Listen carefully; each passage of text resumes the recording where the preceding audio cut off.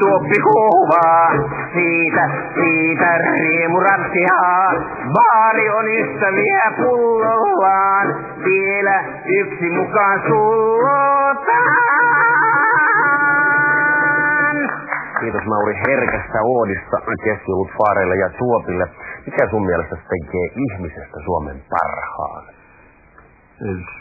Ensinnäkin ensimmäinen edellytys on se, että on suomalainen. Joo. Kansakoulussa adjektiivien vertailuasteista ylin oli superlatiivi. Täytyy pyrkiä superlatiiviksi. Somero, somerompi, someroin. Joo. Oletko omasta mielestä jossain asiassa Suomen paras? Tämä pysyy ihan tästä, kun kertoa ihan rauhassa. Ehkä minä olen puhelinluettelon väärin laulamisessa Suomen paras. Hetken kuluttua me keskustellaan suomalaisesta keskiolutkulttuurista ja baareista, mutta sitä ennen me tapaamme Suomen parhaan baarin pitäjän Tyyne Hakkaraisen. Sekin tunnet Tyynen vai kuinka? Kyllä, tapasin Tyynen ensimmäisen kerran vuonna 1986, kun pistäydyin hänen baarissaan Säyneisissä. Joo. Säyneinen on Juankoske ja nyt me lähdetään sinne Juankosken naapurin kylään nimeltä Säyneinen.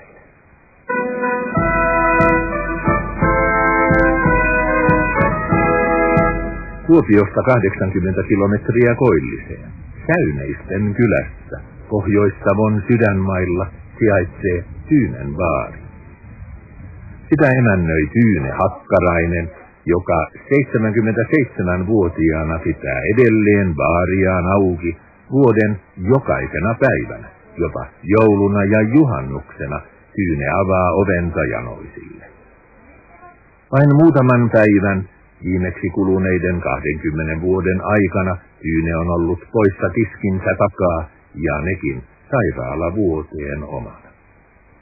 Tyyne on nähnyt baarissaan kaikenlaista. Aamu 9 ilta myöhään hän kuuntelee tiskinsä takana asiakkaistensa ilot ja surut. Ja vaikka vakiasiakkaita ei montaa olekaan, he ovat sitäkin uskollisempia. Vuosta 68 mä oon ollut täällä asiakkaana ja melkeinpä päivittäin ja alkuaikoina viikonloppuisin. Mutta mikään ei pysy ennallaan, ei edes Tyynen baari.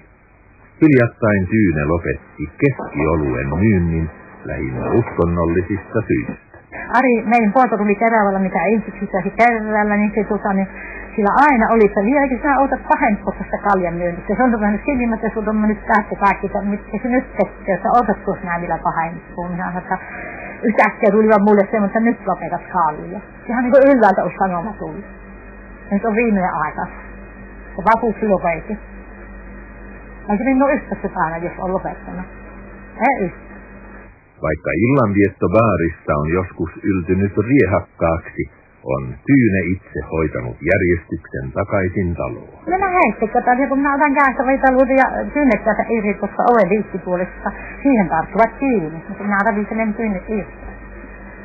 Ne lähtö ihan hyväksi. Ei jopa minulta tullut katselu, kun minä itse on työntänyt.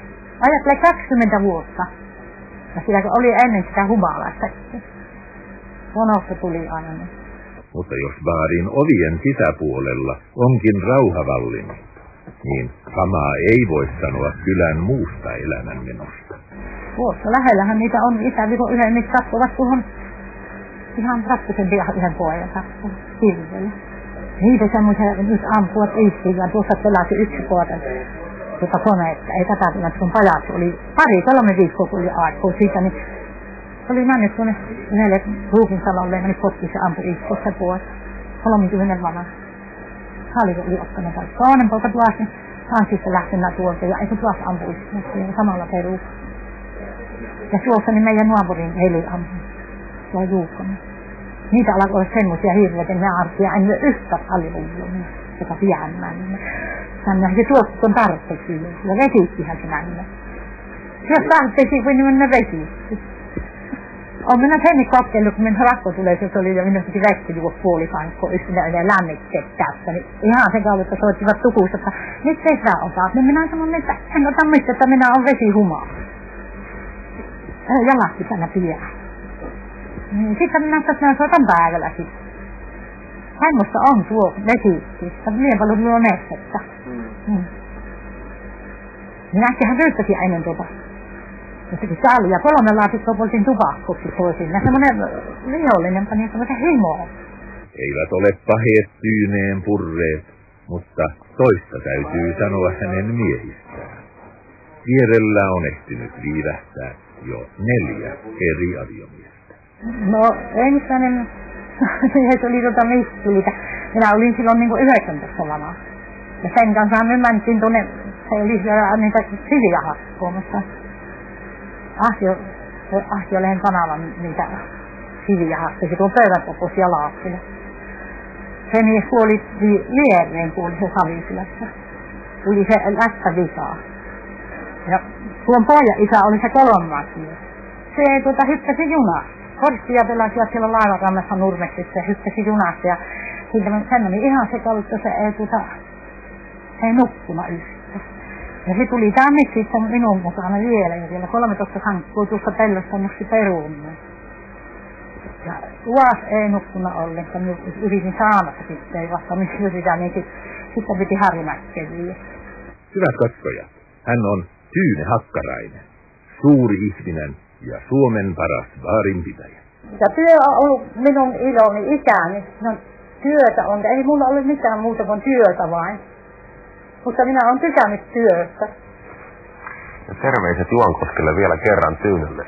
Lähetämme täältä. Meillä on tässä pöydällä valtava määrä keskiolutpulloja. Mikä sun mielestä, Mauri, tekee suomalaisesta keskiolesta hyvän? Mikä on niistä paras? No, ne kaikki tuntuvat olevan sitä vaaleata laageria, joka on meidän yleisin oluemme. Se vähän tunnelmasta riippuu, koska kaikki panimot ovat itse asiassa minun ystäviäni, niin enpä valisi tällä hetkellä mitään näistä suomalaisista oluista, mutta varoitan ihmisiä, älkää juoko ruotsalaista olutta. Harry, kyllä tänne oli eksynyt ruotsalainen olut nimeltä mainitsematta Prips. No, juuri siihen pitää tottua niin venäläiseen pivaan. Kyllä, pivaan. Tässä muuten näistä korkin avaajista vielä, niin tää on äärimmäisen huono, tää rikkoo taskus, mutta mä huomasin Maurilla oli mainio avaaja. Tehdään